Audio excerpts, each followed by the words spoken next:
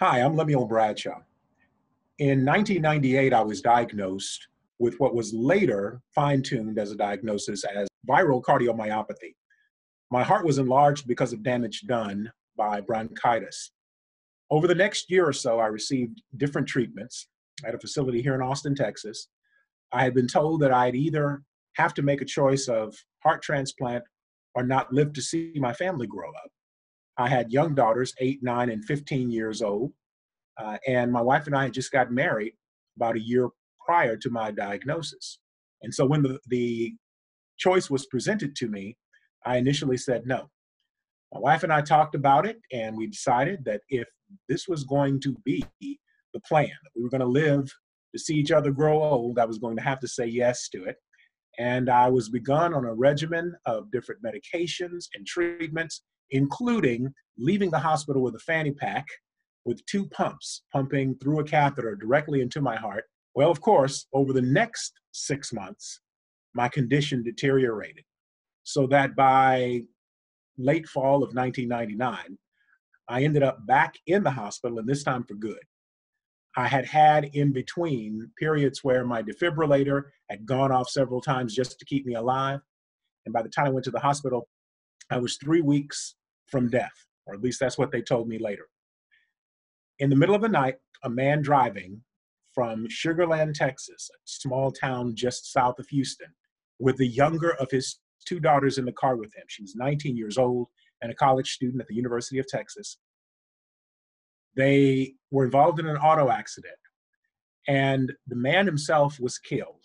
His daughter survived and walked to find help. The decision that that family made gave me a chance to see my daughters, 8, 9, and 15, grow up, leave home, bring back 9 beautiful grandchildren, boys and girls, 6 boys and 3 girls, none of whom I would have gotten to see if that family had not made a decision about donation. I received my second heart transplant on February the 15th of this year, so less than 6 months ago. And the reason for it was that even after 20 years of incredible service on the part of my first transplanted heart, the medications used to keep me alive, life-saving medications, but strong medications nonetheless. One of the side effects is that a condition called vasculopathy is common with long-term transplant recipients, and 20 years is a long time for a heart transplant. After 20 years, some of the vessels in my heart had started to clog, and not the large, easy to access vessels that you could go in and do that whole rotor-rooter job and, grind things out and maybe put a stent in and so forth, but a wide network of different vessels began to clog and prevent blood flow. I was told after my transplant that I'd gotten to the point where it was quite possible that I could have had some sort of an event, a stroke or some other form of event, because of how little blood flow I actually have. So I was listed again. And over the course of the next 4 years, I waited for another donor. Now, the first time I went on the transplant list, I was only on the list for about 3 weeks before a heart became available.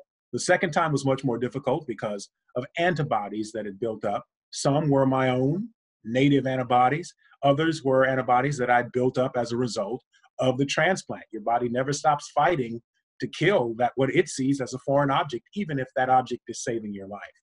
So I was a tougher match. Just before COVID put a big dent in the number of transplants that are being done nationwide and even in the Austin area, though right now we haven't been hit as hard as some other parts of the country, there still was a significant period of time the transplants just weren't being done because hospitals were overrun and their resources were stretched so thin, just saving lives of people who had been infected with COVID. Just before all of that happened, literally weeks before, a heart became available. I don't know yet that donor family. I look forward to meeting them so that I can have 2 groups of people that are close to me for the same reason. The night of my transplant, I remember thinking that I needed to get in touch with the donor family from my first transplant to let them know that finally, after all this time, their loved one, or what remained of their loved one, as they would put it, was no longer going to be with me. And later, after my transplant, I did make that call and spoke to the widow of my donor, my first donor, expressed to her that she is and will always be family. They will always be close to me. And she said the same thing back to me, which meant a lot. It was very emotional when we first met them. And we stayed close throughout the 20 years after they lost their loved one and gave me a second chance at life. I hope, only hope, to be able to form that same type of relationship with my new donor family. We'll see. Time will tell. Because if it weren't for them, I wouldn't have gotten even more bonus years because of a transplant. I want to make that possible for others. So I've continued the work that I do to advocate on behalf of organ, eye, and tissue donation, to encourage people to make the choice concerning donation, especially in communities most affected by the diseases and conditions that make it necessary for them to have transplants. August is National Minority Donor Awareness Month.